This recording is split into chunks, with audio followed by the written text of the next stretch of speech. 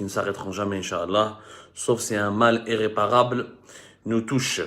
Je voudrais vous parler aujourd'hui d'un sujet qui me paraît moins important. Je pense qu'à partir du 1er février prochain, le régime algérien devra changer un petit peu sa relation avec d'abord son propre peuple, d'abord avec son propre population et sa société civile, où il sera obligé, je pense, de changer sa relation avec la communauté internationale. Parce qu'à partir du 1er février 2022, les États-Unis d'Amérique vont envoyer leur nouvelle ambassadrice, une nouvelle ambassadrice qui est considérée comme une dame de fer.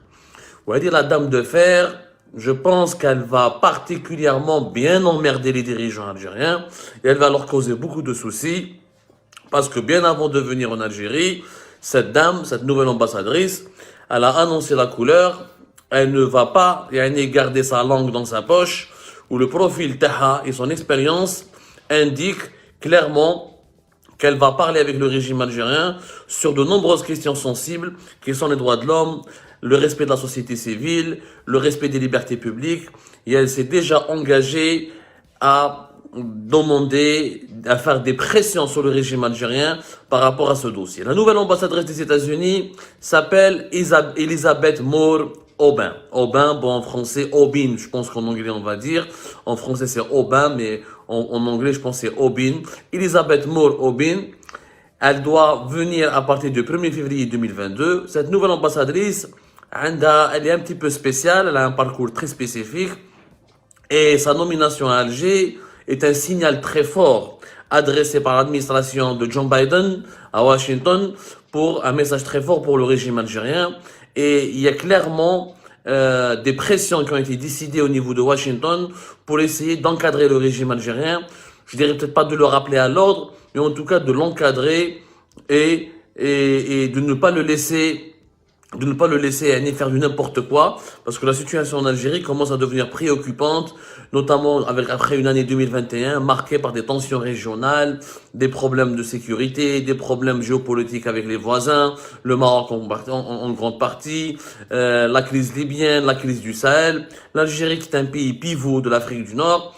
Washington a décidé de reprendre visiblement le dossier en main et de le confier à une dame très expérimentée qui, encore une fois, elle va certainement avoir des relations très électriques et très compliquées avec les dirigeants algériens parce qu'elle n'hésitera pas à les secouer un petit peu. Alors, Elisabeth Moore Aubin, elle était d'abord l'ancienne conseillère de gestion de l'ambassade des États-Unis à Tel Aviv. Déjà, quand elle fait Israël. Les Américains nous ont envoyé une personne qui a commencé sa carrière diplomatique pratiquement en Israël, à Tel Aviv, et qui a travaillé énormément sur les foyers de tension au Moyen-Orient, là au Proche-Orient. La tension, la violence, les problèmes, les conflits, le stress permanent, tous ces éléments, la nouvelle ambassadrice des États-Unis, elle les connaît, elle les a vécus, elle les maîtrise. Donc, après avoir été la conseillère en gestion de l'ambassade des États-Unis à Tel Aviv, en Israël, directement s'est occupée de la gestion de la mission américaine auprès de l'OTAN, encore une organisation militaire. Elle a occupé les fonctions d'assistante spéciale en charge de la coordination des opérations diplomatiques en Irak, un pays en guerre. L'Irak, elle est belle comme fait, ou l'intervention des Américains fait l'Irak, qu'est-ce que les Américains ont fait en Irak. C'est pas la peine de revenir là-dessus. Je pense que tout le monde, ceux qui nous suivent, sont en train de nous... celles et ceux qui nous suivent connaissent déjà ces vérités-là. Après l'Irak, elle s'est occupée de la coordination des opérations diplomatiques en Afghanistan. À la fin, elle a eu un poste, comme si une récompense. Après Tel Aviv, après l'OTAN, après l'Irak et l'Afghanistan, au Canada, où Elisabeth Moore Aubin est devenue chargée d'affaires de l'ambassade américaine au Canada. Et là, je pense, ce sera une année très très intéressante. Un début de 2022 ADA va nous permettre de voir est-ce que l'influence de Washington, le retour des États-Unis d'Amérique sur l'échiquier politique algérien, parce que c'est un retour, parce que les États-Unis d'Amérique, durant la période Trump, ils s'en foutaient totalement de l'Algérie. Donald Trump, l'administration Trump s'en foutaient, ils ont conclu l'accord, ils ont validé la souveraineté ils ont reconnu la souveraineté du Maroc sur le Sahara occidental parce qu'ils voulaient qu'Israël soit reconnu par le Maroc, qui est l'un des pays les plus importants du Maghreb. Donc, c'était juste uniquement au-delà de ce registre, au-delà des relations maroco-israéliennes et l'acceptation d'Israël par les pays arabes et les pays musulmans. L'administration de Donald Trump ne s'intéressait pas du tout aux problèmes régionaux ou là aux problèmes politiques qu'il y a dans la région du Maghreb. Le Maghreb, pour Donald Trump, n'existe même pas. Joe Biden, il veut rompre avec l'héritage de Donald Trump. Il veut redonner aux États-Unis d'Amérique son rôle de gendarme du monde, son rôle de donneur de leçons au niveau de la démocratie, au niveau des libertés. Il veut donc muscler un peu et faire peur un peu aux régimes dictatoriaux ou aux régimes totalitaires pour imposer les États-Unis d'Amérique pour réimposer les États-Unis d'Amérique sur la scène mondiale et comme ça pour essayer de bousculer la Chine et la Russie qui veulent qui pénètrent de plus en plus dans des pays comme ça, comme l'Algérie, comme les autres dictatures africaines, pour essayer de s'implanter définitivement et de créer des blocs régionaux qui vont échapper plus tard à l'influence occidentale, notamment américaine. Au contraire donc de Joe Biden, avec des profils Elizabeth Moore, il veut renforcer l'influence américaine. Il veut absolument renforcer l'influence américaine. Il veut que les États-Unis d'Amérique inspirent la peur, le respect et je dirais pas la terreur, mais en tout cas la peur et le respect au régime totalitaire. D'ailleurs, elle a dit, la nouvelle ambassadrice des États-Unis, elle a dit quelque chose qui m'a frappé. Elle a dit au Sénat américain, devant les sénateurs, je suis confirmé, ma plus haute priorité sera de garder chaque Américain en sécurité en Algérie. Ma plus haute priorité sera de garder chaque Américain en sécurité en Algérie.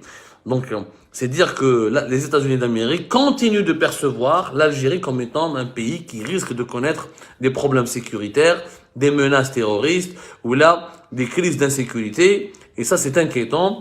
Les États-Unis d'Amérique, ou là, leurs diplomates, ou là, les fonctionnaires de la Maison-Blanche, ou là, les lobbyistes américains ne parlent pas pour rien dire.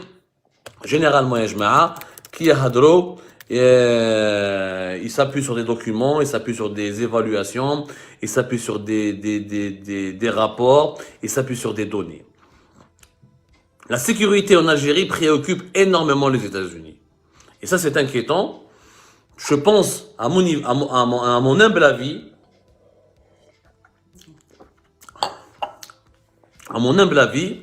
je pense que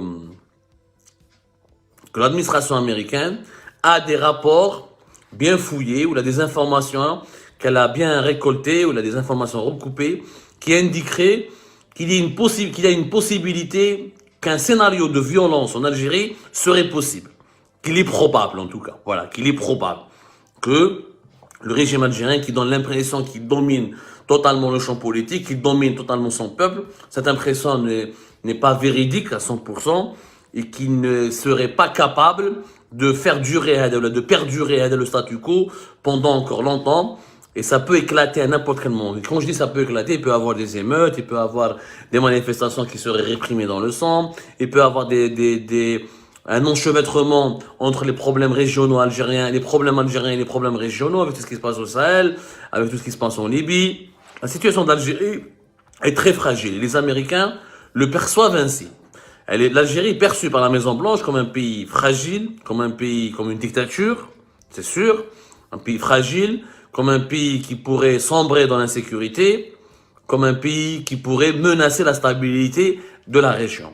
La vision américaine vis-à-vis de notre pays, et elle est même inquiétante et vraiment alarmante. Et j'espère que les Américains se trompent. En tout cas, j'espère que cette nouvelle ambassadrice pourra un petit peu remettre les pendules à l'heure avec les dirigeants algériens et que la pression de cette diplomate, de cette nouvelle ambassadrice, j'espère qu'elle payera et j'espère qu'elle réussira à faire peur un peu aux dirigeants algériens pour qu'ils se remettent en cause et pour qu'ils remettent en cause un peu leur certitude. Espérons que cette dame de fer fera un bon travail.